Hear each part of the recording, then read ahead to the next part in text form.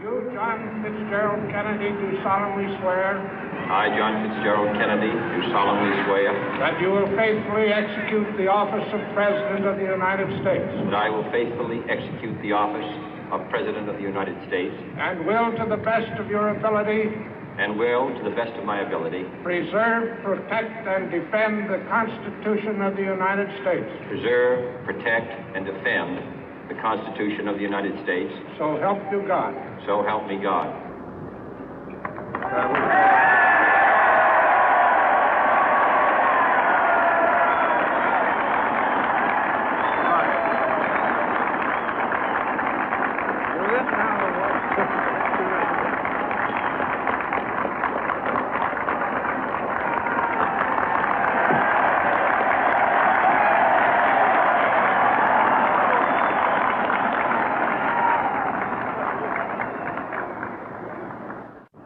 Vice President Johnson, Mr. Speaker, Mr. Chief Justice, President Eisenhower, Vice President Nixon, President Truman, Reverend clergy, fellow citizens.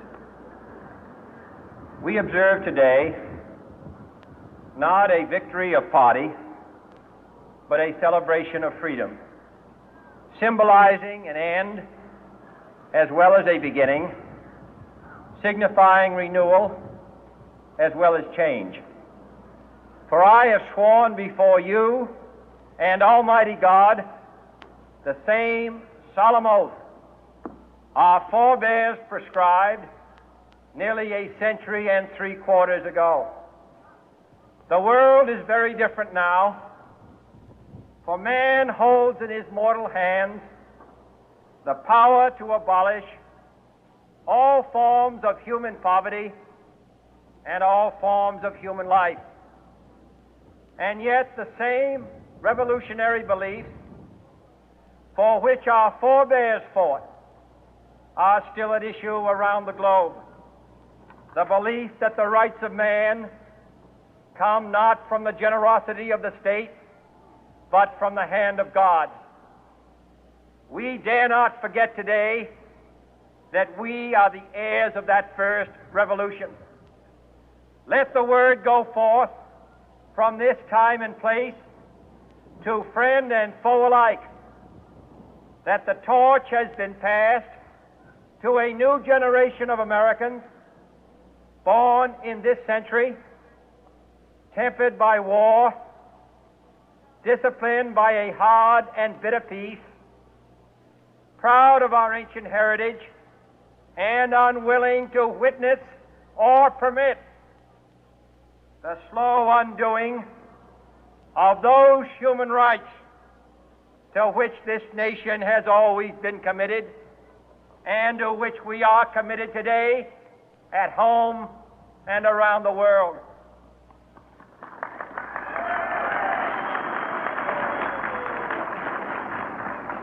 Let every nation know, whether it wishes us well or ill, that we shall pay any price, bear any burden, meet any hardship, support any friend, oppose any foe to assure the survival and the success of liberty.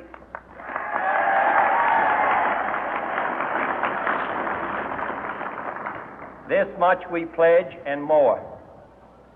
To those old allies whose cultural and spiritual origins we share, we pledge the loyalty of faithful friends. United, there is little we cannot do in a host of cooperative ventures. Divided, there is little we can do, for we dare not meet a powerful challenge at odds and split asunder. To those new states whom we welcome to the ranks of the free, we pledge our word that one form of colonial control shall not have passed away, merely to be replaced by a far more iron tyranny. We shall not always expect to find them supporting our view, but we shall always hope to find them strongly supporting their own freedom, and to remember that in the past, those who foolishly sought power by riding the back of the tiger ended up inside.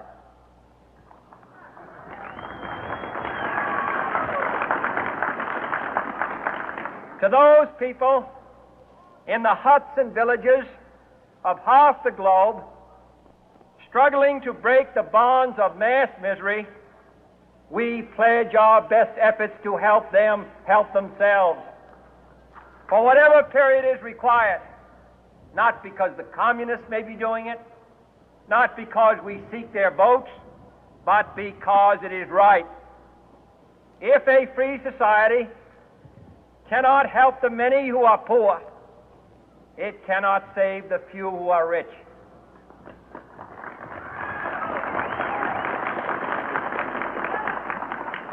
To our sister republics south of our border, we offer a special pledge to convert our good words into good deeds, in a new alliance for progress, to assist free men and free governments in casting off the chains of poverty. But this peaceful revolution of hope cannot become the prey of hostile powers. Let all our neighbors know that we shall join with them to oppose aggression or subversion anywhere in the Americas. And let every other power know that this hemisphere intends to remain the master of its own house.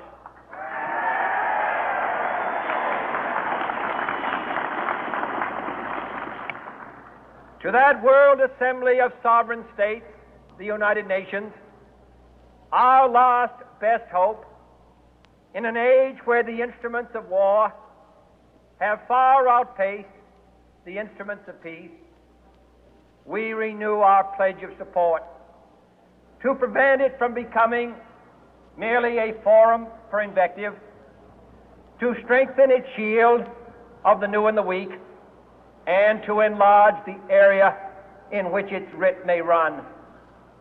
Finally, to those nations who would make themselves our adversary, we offer not a pledge, but a request that both sides begin anew the quest for peace. Before the dark powers of destruction, unleashed by science, engulf all humanity in planned or accidental self-destruction, we dare not tempt them with weakness, for only when our arms are sufficient beyond doubt can we be certain beyond doubt that they will never be employed. But neither can two great and powerful groups of nations take comfort from our present course, both sides overburdened by the cost of modern weapons, both rightly alarmed by the steady spread of the deadly atom, yet both racing to alter that uncertain balance of terror that stays the hand of mankind's final war. So let us begin anew, remembering on both sides that civility is not a sign of weakness, and sincerity is always subject to proof. Let us never negotiate out of fear, but let us never fear to negotiate.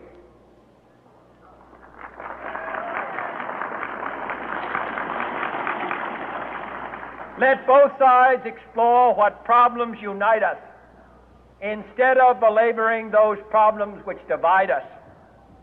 Let both sides, for the first time, formulate serious and precise proposals for the inspection and control of arms, and bring the absolute power to destroy other nations under the absolute control of all nations.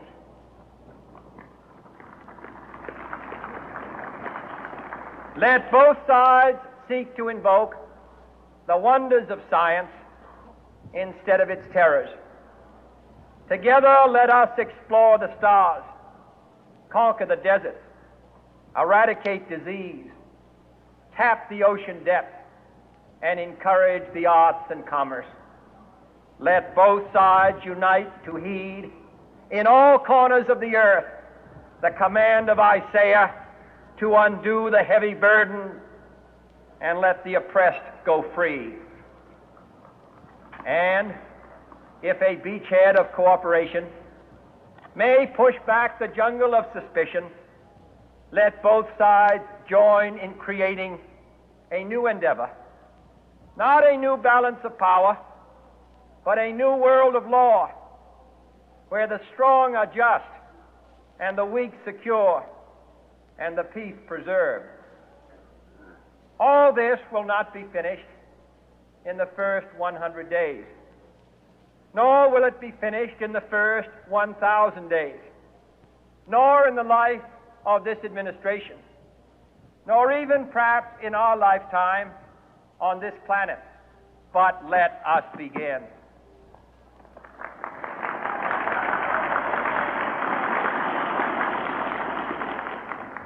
In your hands, my fellow citizens, more than mine, will rest the final success or failure of our course. Since this country was founded, each generation of Americans has been summoned to give testimony to its national loyalty. The graves of young Americans who answered the call to service surround the globe.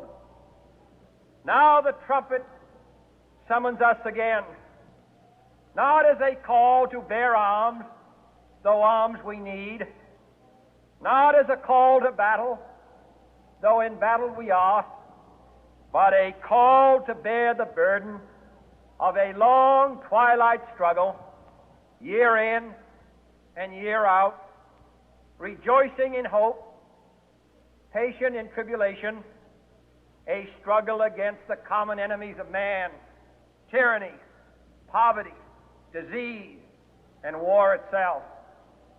Can we forge against these enemies a grand and global alliance,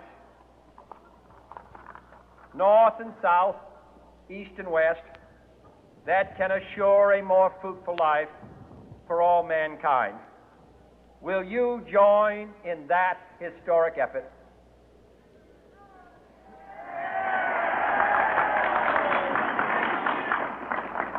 In the long history of the world, only a few generations have been granted the role of defending freedom in its hour of maximum danger. I do not shrink from this responsibility. I welcome it.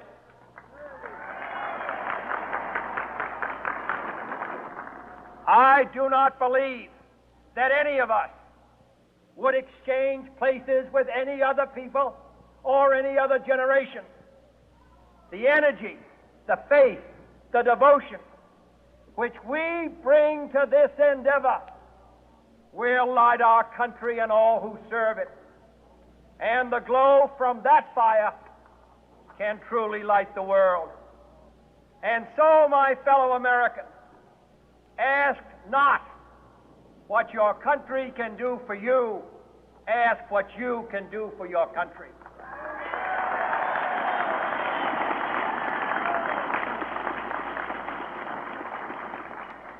My fellow citizens of the world, ask not what America will do for you, but what together we can do for the freedom of man.